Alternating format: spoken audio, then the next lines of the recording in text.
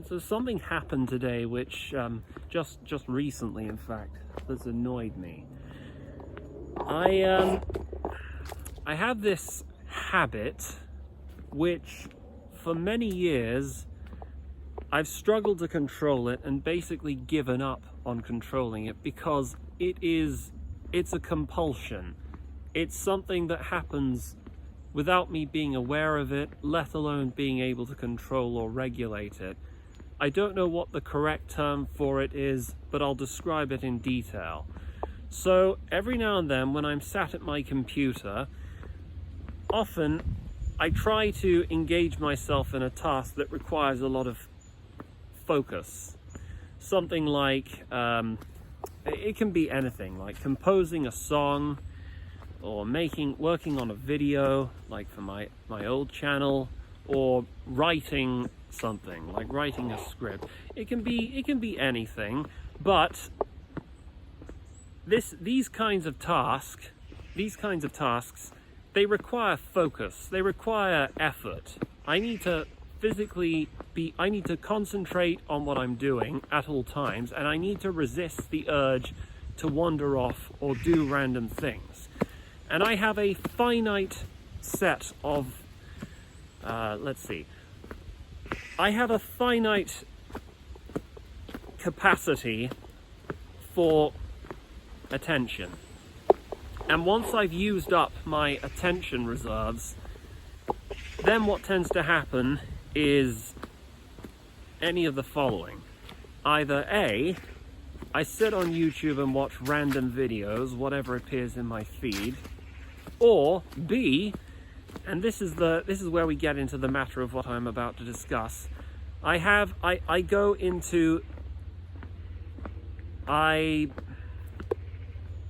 do this thing, this habit, this compulsion. Essentially what happens is, because a lot of the time I listen to music on my Bluetooth headphones, music elicits very strong reactions out of me. Probably, I would say, more so than the average person, because I've always been especially sensitive to music. Like certain chords, melodies, and harmonic arrangements, they can bring out very specific feelings within me, and it's very euphoric, it's irresistible for me. Essentially what happens is I fall into a catatonic, trance-like state where I'm listening to the music with my Bluetooth headphones, and what I tend to do is this. I pace around the room, listening to this music, this beautiful music on my headphones, and in my head I visualize this amazing, beautiful animated music video, which I know in reality I'm incapable of creating. But in my head I visualize, typically the animated music video can range from a number of different things, but typically what tends to happen in my music video is these characters from a well-known video game series that I'm attached to, Danganronpa. I often imagine them as though they are singing or performing to the rhythm and the melody of the song that I'm listening to. But it's not always Danganronpa characters. Sometimes I visualize the actual artist or the band as though they are drawn in an animated style and that they are performing it. In other cases, it's not even an animated music video. It's I'm in a band and I'm performing it live in front of an audience. That probably, I imagine this a bit more common, but yes, this is the habit this is the compulsion that I've been talking about.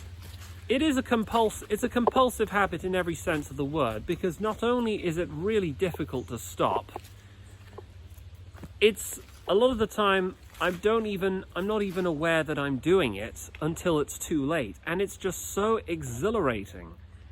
It's really cathartic as well, because as I said earlier, once I've spent all of my energy reserves on focusing on whatever task I was doing before, it feels like relief in a lot of ways. It feels like after an hour or so of self-censorship, I'm finally being my real self. The problem is, my real self is walking around like a retard, listening to my favorite music. And the worst part is, when I get really excited, and this is what usually happens while I'm listening to my favorite music, I have this tic where I cough. I don't know if it's fair to compare it to something like Tourette's, where you shout random words or vulgar language like that. But in my case, I cough. It's not intentional, and I'm not aware I'm doing it. Mostly that's because I'm listening to my music on full blast, and I can't hear it. But the problem is, other people can. And there have been many occasions in the past where people have come up to me and said, "What the hell's wrong with you? Stop coughing. Are you sick? Are you ill?" And just recently, my grandma overheard me doing that. And she came up to me and said, "Ben, what's wrong with you? Are you ill? Because I keep having to listen to you cough like that, and it's really getting annoying." And this is what bothers me about it, because first of all, telling me to control my habit or stop it just doesn't seem realistically feasible, because it's a compulsion. I can't see what good would come out of me even trying. I think a better solution would be walking to a different room, or a room where I'm confident nobody else will hear me, because then at least nobody else will be bothered. But it's so addictive, it's so exhilarating, and I just can't help myself. And it's not as though I sit down and allocate certain times throughout the day, because I never plan to do this. It just comes about on its own.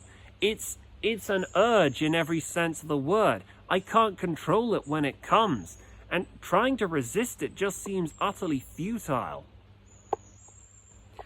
But, as I've said, this causes problems, because lots of people who have had the misfortune of living in the same house as me have had to contend with it at some point, and I'm guessing they've either A, learned to ignore it, or B, they've had to tell me, "You need to stop. Why do you keep doing that?" I don't know why I keep doing that, but I just get so excited when I'm listening to my favorite music. And what is it that you're proposing exactly? Are you saying that I shouldn't listen to my favorite music? Well, first of all, no, I am going to listen to my favorite music as long as I have an active Apple Music subscription. I can listen to any music I want. This is the 21st century. We have technology that allows us to listen to our favorite music. I really enjoy music. Music brings out really strong emotions within me that I can't control, and that's part of why it's so addictive. But there's no law against music addiction, as far as I'm aware. You can't get thrown in prison for it. It's not even regarded as harmful, so it feels like there's no point in forcing myself not to listen to it. Like, you wouldn't imposition that same burden on yourself, would you? I mean, you don't even have the same condition that I do. And C, okay, maybe I could do away with the Bluetooth headphones, but then I'd have to listen to the music on full blast, and everyone would be able to hear the music.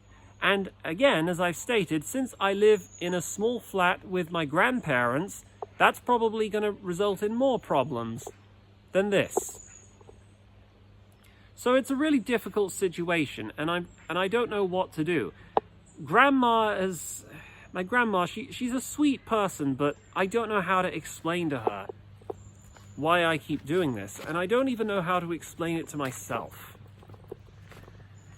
I wonder how common it is. I wonder if other people have it. Maybe there's a word for it. I don't know if there's a word for it, but actually, I tell you this, I invented a word for it. And it's not the best word, but it's the word I use. I tend to refer to it as spasticating. And yes, it's not a real word. Well, it is a real word now because I made it up. Or sometimes I call it autisticating. you know, to walk around and act in a really weird autistic-like manner. I don't actually know if it qualifies for putting me on the spectrum or not, or if it's typical to people who have the condition, but especially considering the revelations with RFK Jr. and Tylenol, it feels like the word autism has become so broad, and it encompasses such a wide range of human behaviors, not all of which are pathological. I'm beginning to wonder if the word actually means anything, to be honest. I mean, I could probably give my thoughts on that in a different video, but it feels like the word has taken on an entirely different identity that it just didn't have decades ago. It's no longer clear what it means to have that condition. It's when literally every Tom, Dick, and Harry, especially on TikTok, claims to have it.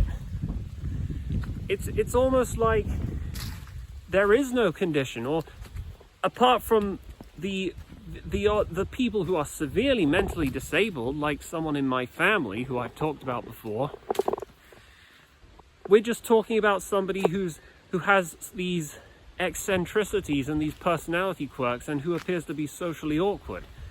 Now again, as I've said, going back to the original topic of this video, I don't know if the behaviors that I described are typical of that, or maybe they're an example of ADHD, which again is a word so broad and nebulous, full of